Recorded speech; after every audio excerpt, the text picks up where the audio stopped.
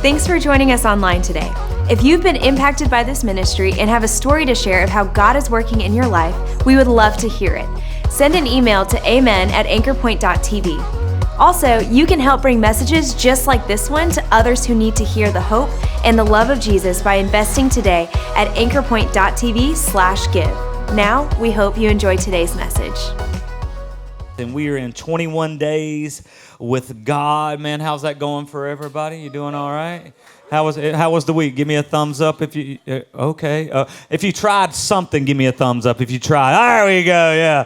If you don't know what I'm talking about, we spend the first month of the year just kind of dedicating it to God. We call it 21 Days with God, and we have a prayer guide and all kinds of different things available at the guest services. And if you get out of here or you lose everything we gave you, 21dayswithgod.com will give you all the information, 21dayswithgod.com, as we kind of take the opportunity to kind of press into God. We'll be here tomorrow night at 6 p.m.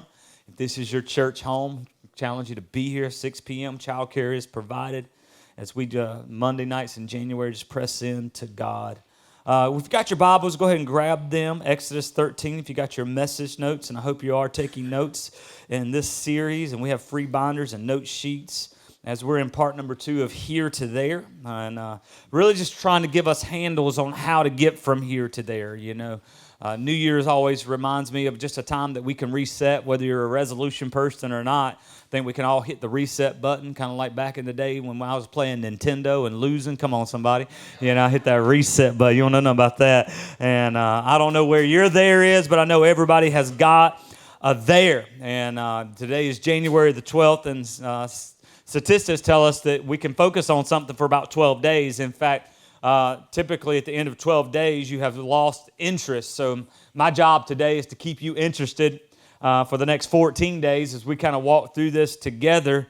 And I think the issue is need versus now. And I told you last week our goal was this. I really want this January to focus on what you need most, not just on what you want now. The problem is now is loud, isn't it? Man, now shouts loud. Like, man, we started last week, and I started fasting, and I thought I would take advantage of that, so I went to the gym, Tommy.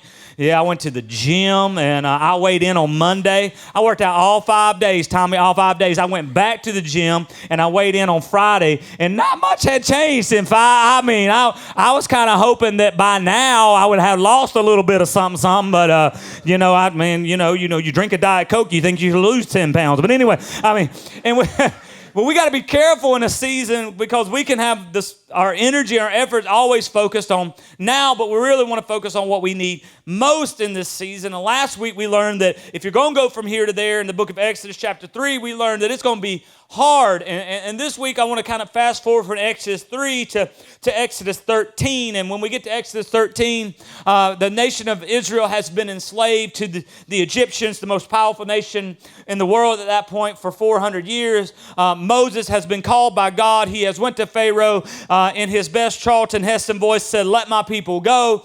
Pharaoh has said, "No, I'm not going to do that." And things got really, really hard because we learned that the harder it got for them, the closer freedom got to them. And then we had the 10 plagues thing kind of jump in there, and it got really, really hard. And the last verse of last week was in chapter 3, we read that Pharaoh would not let the children of Israel go unless a mighty hand compelled them. And then he said this, he said, then he's going to let you go. Let's pick up the story, Exodus 13, verse number 17. It says this, when Pharaoh let the people go. God is a promise maker and a promise keeper. And if he says you're coming out of Egypt, there's no devil in hell that can stop you. I got to calm down. When Pharaoh let the people go, God did not lead them on the road through the Philistine country, though it was shorter. For God said if they face war, they might change their mind and return to Egypt. So God led the people around the desert road toward the Red Sea. The Israelites went up out of Egypt armed for battle. Moses took the bones of Joseph with him because Joseph had made the Israelites swear on an oath, and he said this, God will surely come to your aid. I love that because when you read Genesis chapter 50, Joseph on his deathbed, and he's speaking encouragement to the next generation. I hope when I'm old, I'm speaking encouragement to the next generation. I'm hoping I'm believing the best, that God's going to show up and God's going to come to your aid and you ain't going to be here forever. So he said, God will surely come to your aid, and then you must carry my bones up with you from this place. After leaving Succoth, they camped at Etham on the edge, I love that phrase, on the edge of the desert. By the day, the Lord went ahead of them in a pillar of cloud to guide them on their way, and then by night in a pillar of fire he gave them light so that they could travel by day or night. Neither the pillar of cloud by day nor the pillar of fire by night left its place in front of the people. I want to speak to you from the title today, The Long Way There. The long way there. Anybody ever been the long way there? The long way there. And as I was studying this week, one word kept coming to my mind, and I don't like the word, and I don't even like preaching about the word, but the word that kept coming to my mind is the word patience. Yeah, it tastes like broccoli and asparagus and all that other junk I've been eating this week. It tastes like, and then I found some quotes. It says this: he that can have patience can have whatever he will. It doesn't matter how slowly you go as long as you don't stop. I was like, that's good. But what's wrong with me? And then I started reading the Bible, Ephesians 4:2. Be completely humble, gentle, and be patient, bearing with one another in love. Galatians 5, the fruit of the Spirit is love, joy, I like those, peace, come on somebody, and patient. What is wrong with me? Because I'm not good at being patient. Anybody else in the room? I'm not good. I'm not. And I don't know if you've ever done this. Have you ever tried to tell yourself stuff you're not, kind of making some declarations over yourself, kind of try to change your mind about things? Like, so I started, you is patient, you is kind, you is not a road rage maniac because you're a pastor in town, in a small town, and everybody knows you, and you go end up on, because I opened my car door the other day when a car was blowing the horn behind me, and I'm like, what? You, yeah. And I tried to talk. Have anybody ever done this? Trying to talk myself into things. Like, then I've told myself, you're anointed to be a father.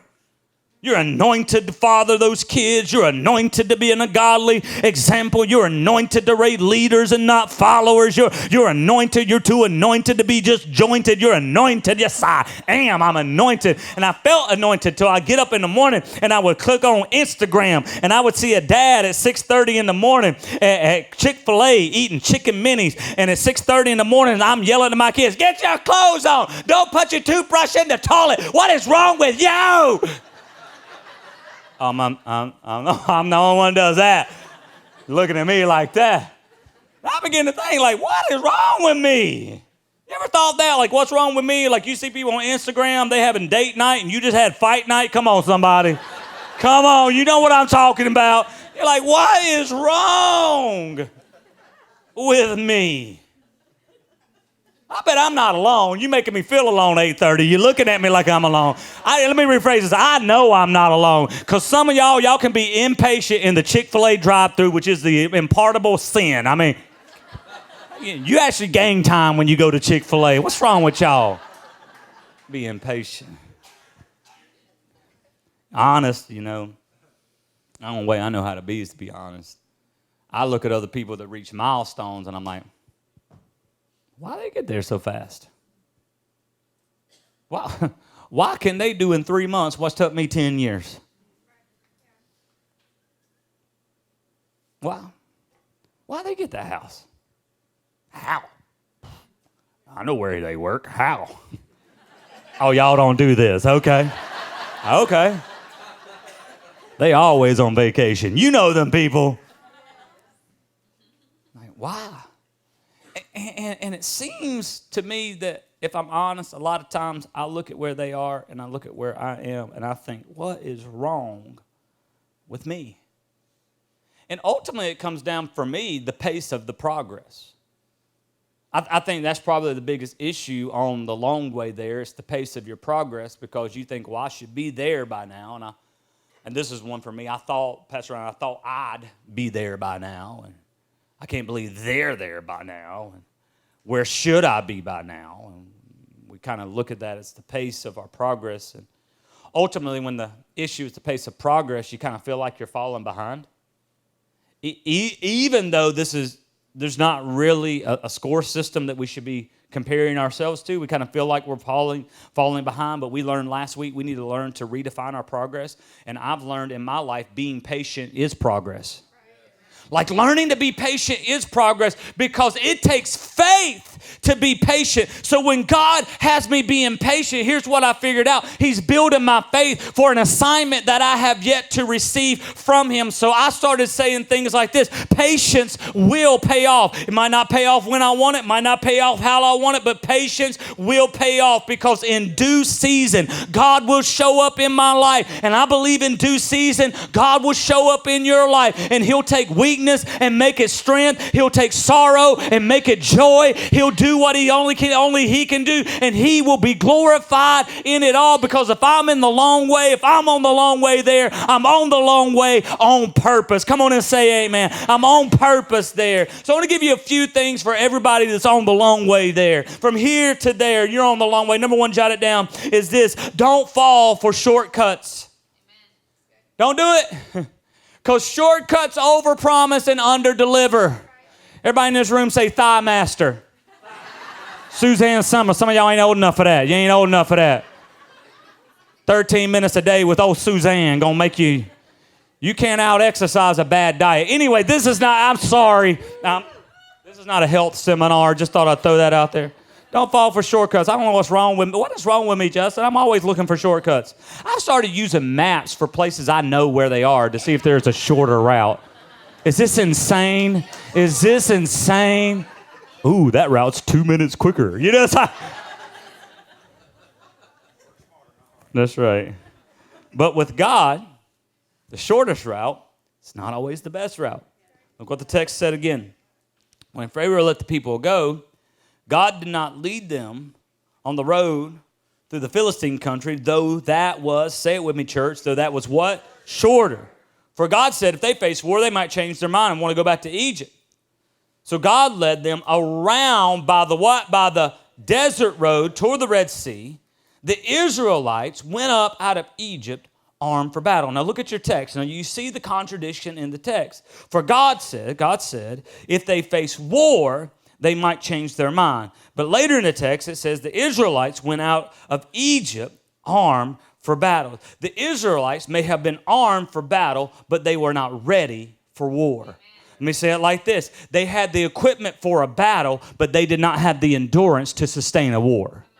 So you may have all the equipment you need, but you don't have the endurance you need. You may have the equipment. God may have given you the armor, but he has not given you the determination, because God has to make his people ready for what they will encounter when they get there. So you can't fall for shortcuts when you're going from here to there. And our culture loves shortcuts.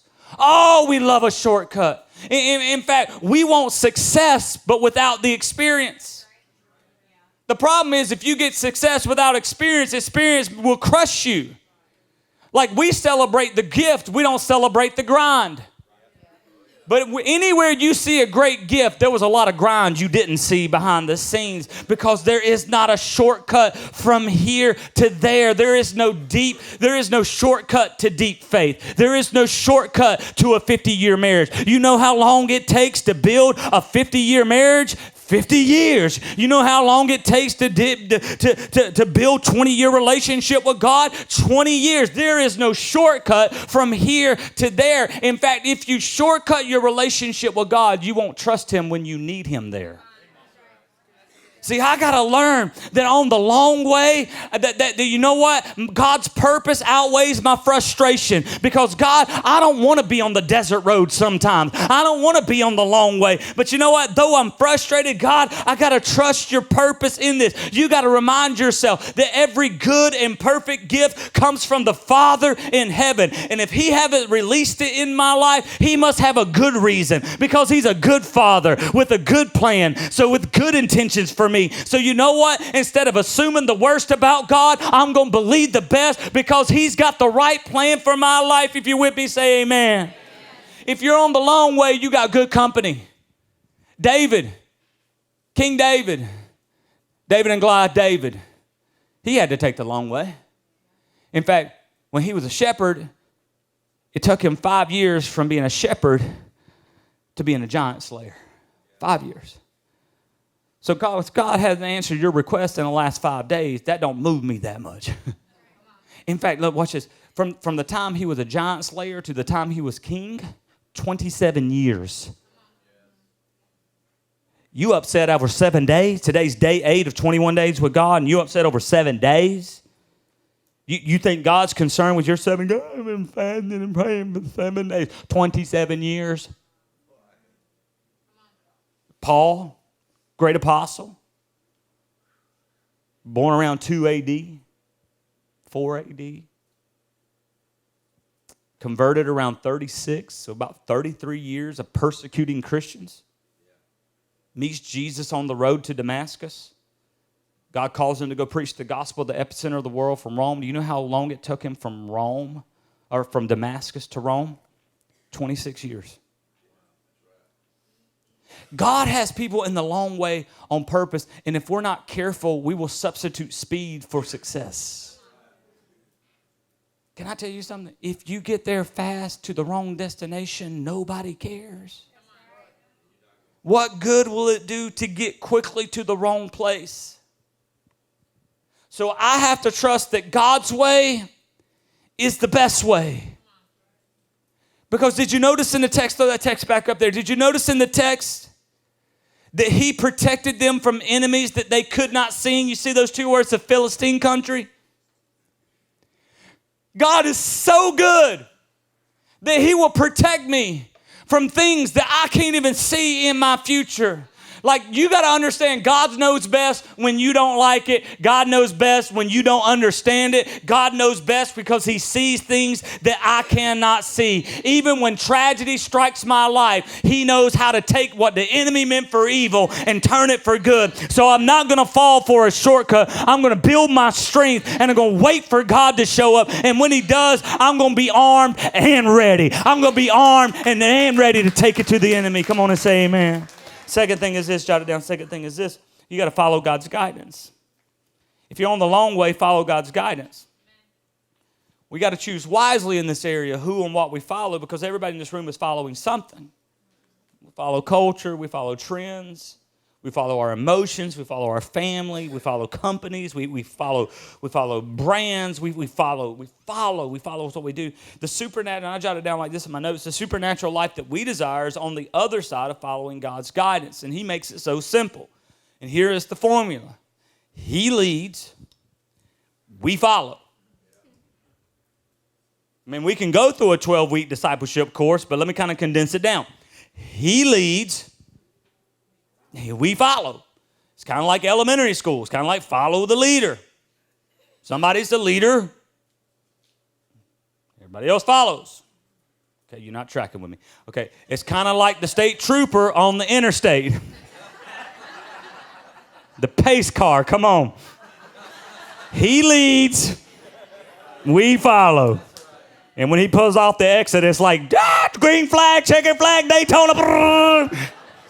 Then he comes up over the exit ramp and down the other side and gets you. Anyway, the Israelites were on the edge of the desert.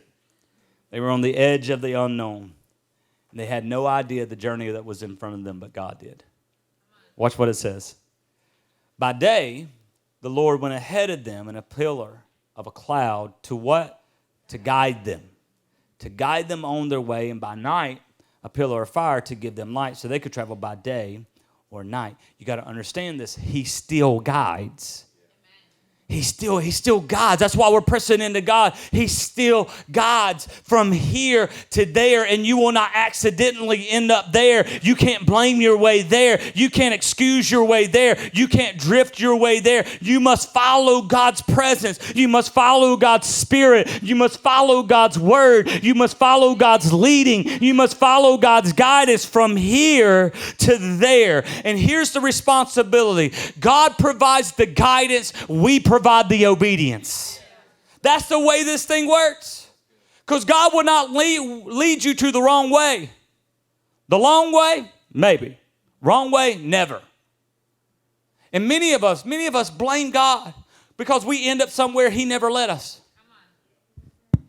Where y'all go? Y'all was all excited before. We're not following shortcuts. It's awesome. Sometimes we give God credit for things that we did. I'm so tired. I'm so tired right now. I got so much on my schedule. Who put it on your schedule? Who overcommitted themselves, you or God? Yeah, I'm up in your face. Yeah, because, the reality is you are in control of your schedule. Don't blame it on God. God didn't put Christmas on the credit card. Oh, yeah, I said it. We went there. Hello, my name is Todd. I'm coming up in your house. You got some sweet tea? Let me get up in here real quick. And here we are in January, all stressed out. And saying, God, I can't believe you. What? No. Don't blame God when you end up somewhere he never led you. See, God has a plan to get you to the right place at the right time, the right way. And you can get two of those three things right and still be messed up.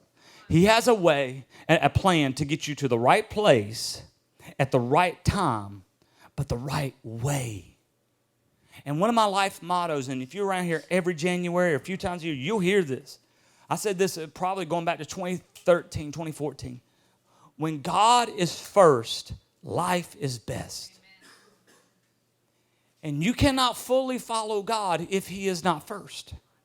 God cannot not be first in your life. If God is not first, he is not truly the God of your life. And many of us have a way of telling God that he is first on a list, but we have a way of showing that he is not first in our life. It's going to get better by the end, but I'm going to press on you right quick for a minute. We like the idea of God being first. We come to church and say God's first, but in reality, and when we play it into reality, he just doesn't seem to be first. It's kind of like Graham. I took Graham and Carter probably about a couple months ago. We went over to Repticon. Repticon, that is a reptile show in Florida. We went to the one in Florida because their reptile laws are a little bit more lax, so we can see a lot more stuff. And some of you are thinking, but you hate snakes. You hate snakes almost as bad as you hate cats. I know that's what you're thinking. That's what you're thinking. That, yes, you're right. But here's what I love my boys more than I hate reptiles and snakes. I do. So I said, all right, let's take them over there. So I took them over there, and we went over there, and they were holding snakes and touching snakes and petting snakes. And Carter asked me 87 times, can I buy a snake? And I'm like, the devil is a liar. And he said, Daddy, I'm not the devil. I said, no, the snake is. And all that's going on. So I said, okay. I said, I'll buy you a fake snake. That's what I'll buy you. I'll buy you a fake snake.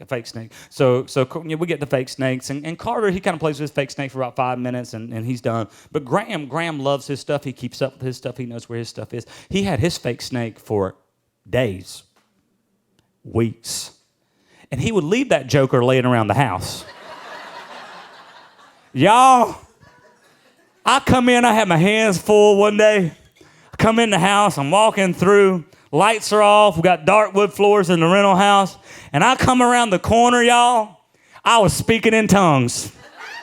And not the godly kind either. I was like,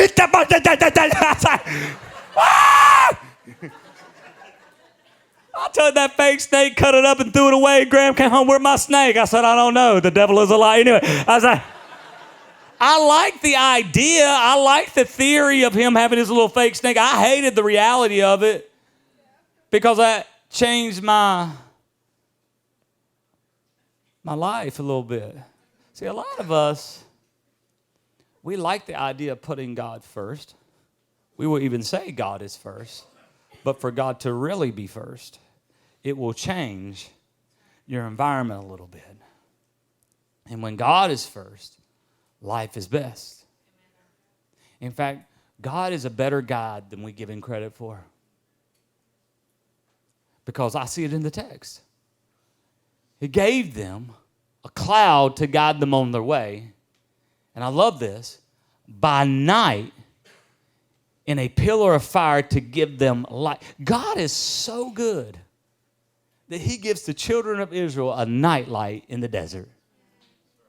He gives them a nightlight. That God guides us even in the dark seasons of our life. God guides us even when we can't see where we're going. It's all right. He knows where we're going. And in darkness and you're following God and you don't see how it's going to work out and you don't see what God is going to do, you got to trust him in the darkness. And I've just decided, even if I don't know where we're going, I trust the one who is guiding me. I trust the one who is leading me. And here's the deal. I trust his guidance because I've seen his faithfulness. I've seen him show up time and time again. I know that I've never seen the righteous forsaken, nor his seed begging bread. So I don't have to know the details. I don't even have to know the destination. God, if you say go, I go. If you say stop, I stop. If you say give, I give. I've decided I'm going to follow you because God knows the way there. He knows how to get you from here to there. He knows how to get you from failure to success. He knows how to get you from broken to wholeness. He knows how to get you there. He knows how to grow you there. He knows how to lead you there. You just got to follow him every step of the way. Even when you don't know the way. You got to decide this year, I'm going to follow him. Because if you don't, this year going to be like last year.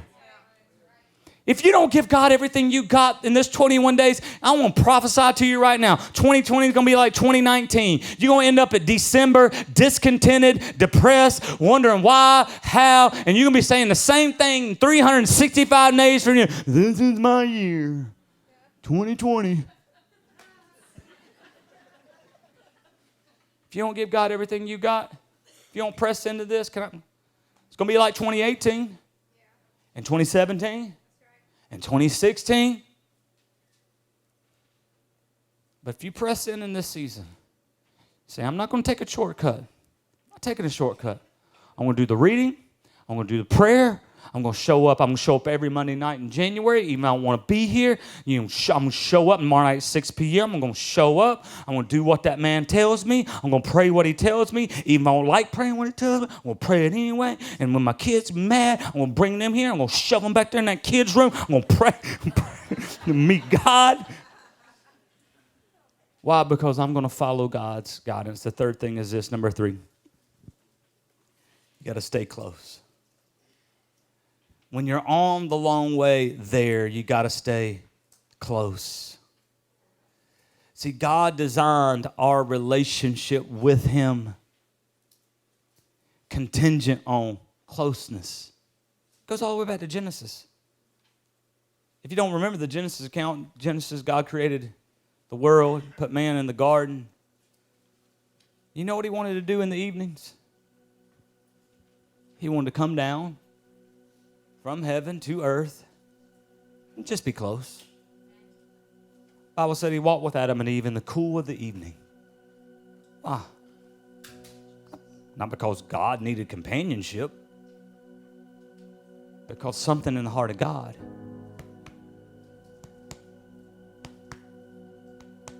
wants to be close to you.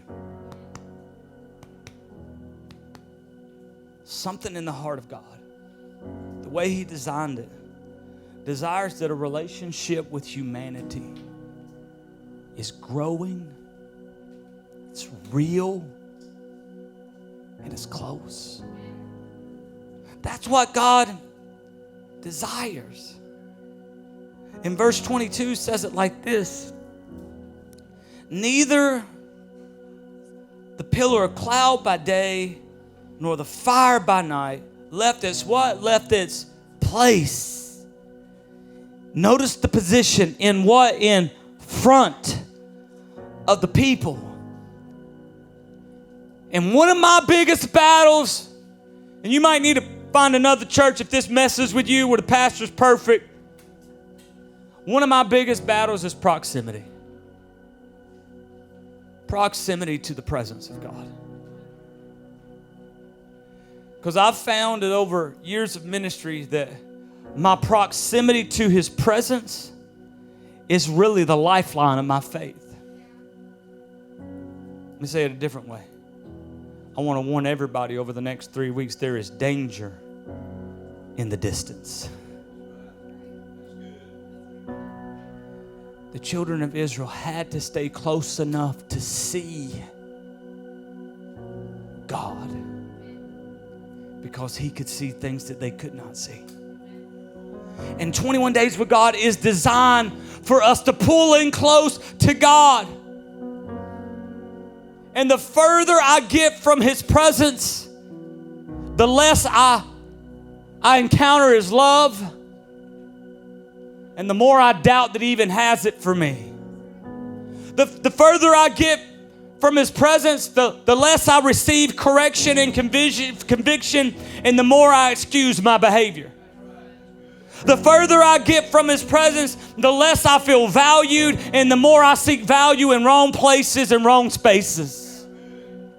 But if you stay close, I'm here to tell you, everything can change. If you stay, ask the woman with the issue of blood. If you just get close enough to touch the hem of His garment, the very thing you struggle with for 10 years can change in a moment. If you get close, everything can change. Everything can change. Ask Peter when Jesus showed up, said, "Can I borrow your boat?"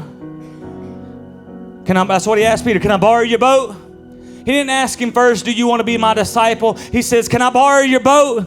And if you're close enough to Jesus and say, "Yeah, you can borrow my boat," just maybe He'll take you from a fisherman to a fisher of men. He'll take you from lack to abundance. He'll take you from need to provision. You ask Peter, if you get close enough, everything can change. Just stay close. Ask the 10 lepers, who all they had to do is get close enough to yell. They didn't even have to get close enough to touch Him. He was like back there, "Hey, Jesus, have mercy on us."